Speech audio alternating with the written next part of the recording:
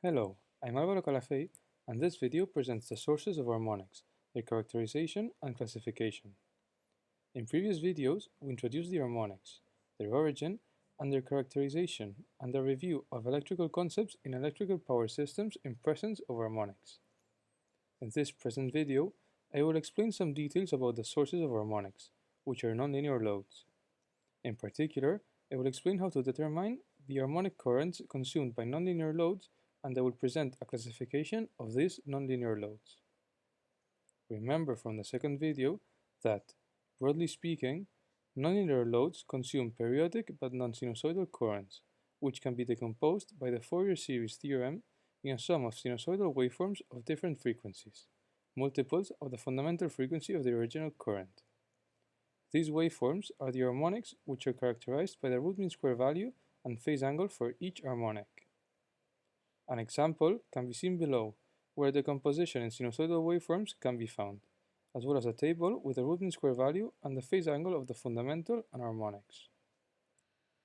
Although the root mean square value and phase angle of each harmonic is needed in order to characterize completely the non-sinusoidal current consumed by nonlinear loads, in practice it is only necessary the root mean square value of the fundamental and the harmonics to analyze approximately the harmonic problems. This is called the harmonic spectrum of nonlinear loads, which can be compared with the signature of these nonlinear loads. The harmonic spectrum can also be characterized from the individual harmonic distortion and the total harmonic distortion. According to the fourth video, the individual harmonic distortion is the ratio between the root mean square value of the harmonics and the root mean square value of the fundamental current. This individual harmonic distortion also represents the harmonic spectrum of the nonlinear load. As an example, we have in the screen the individual harmonic distortions calculated from the fundamental and the harmonics of the previous non-sinusoidal current. According to the previous explanations, to characterize the harmonic currents consumed by a nonlinear load fed by a specific voltage, which we consider approximately sinusoidal, we need to know the active power, the power factor, and the individual harmonic distortion of this nonlinear load. From this data, we'll first determine the fundamental current consumed by a nonlinear load from the relation between the active power, the current, and the voltage, which was presented in the fifth video about electrical concepts and harmonics. If the power factor is unknown, it can be approximated to 1. Once the fundamental current is determined, the harmonic currents can be obtained from the fundamental current and the individual harmonic distortions. As an example, imagine a nonlinear load supplied by a sinusoidal voltage of 230 volts, which consumes 2 kilowatts with the harmonic spectrum in the table. The fundamental current consumed by the nonlinear load is approximately equal to the active power divided by the voltage. After that, the harmonic currents can be calculated from the fundamental current and the values of the individual harmonic distortions in the table.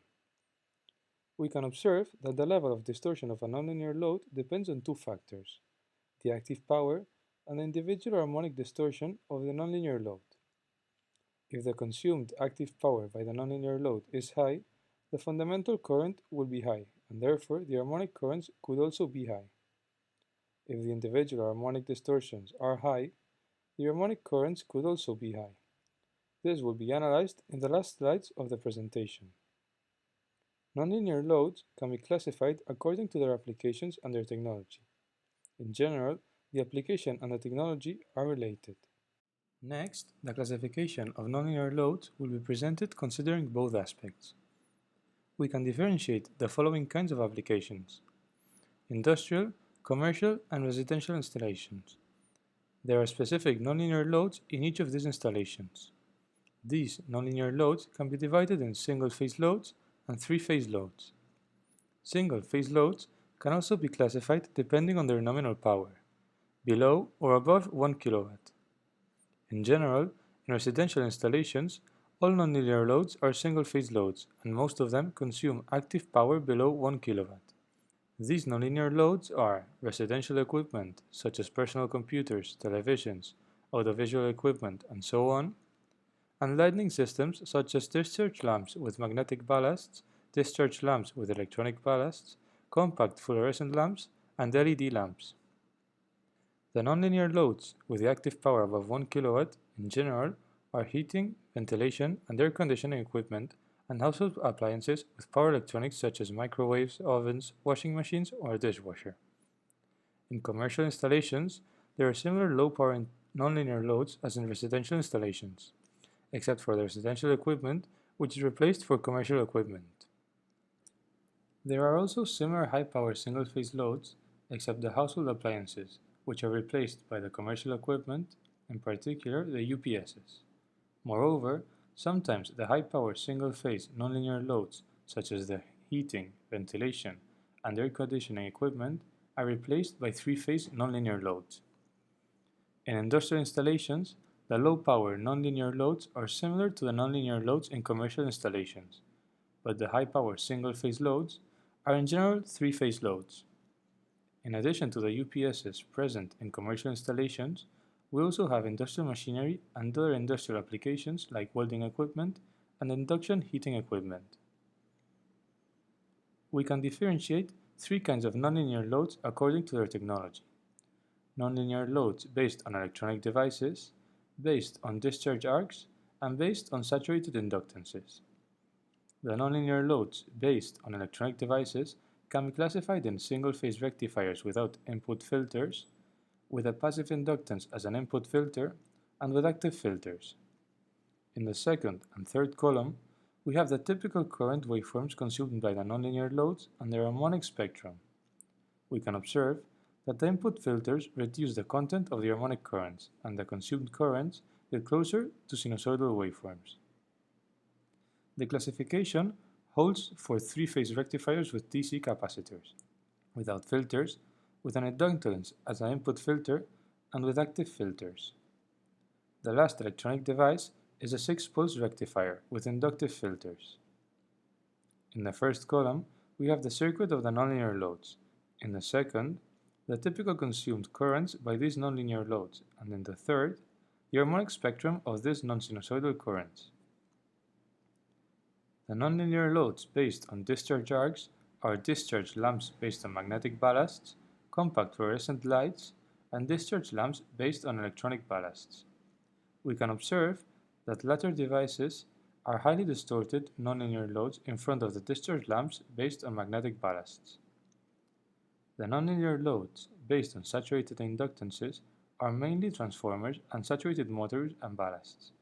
In the second column, we can observe the non-sinusoidal current consumed by these devices, and in the third, the harmonic spectrum of the current. Considering the characterization of the harmonic currents consumed by nonlinear loads and the previous classification of these nonlinear loads, we can do the following analysis. Nonlinear loads can be low, medium, or high polluting loads depending on the values of their harmonic currents, which depend on the consumed active power and individual harmonic distortion. A three-phase rectifier without input filters, for example, is a nonlinear load with a power consumption of 100 kilowatts and a high level of harmonic distortion in its harmonic spectrum. Therefore, it is a high polluting nonlinear load which must be taken care of when connected in electric power systems. One solution is using an active input filter which reduces the harmonic distortion, becoming a medium polluting nonlinear load.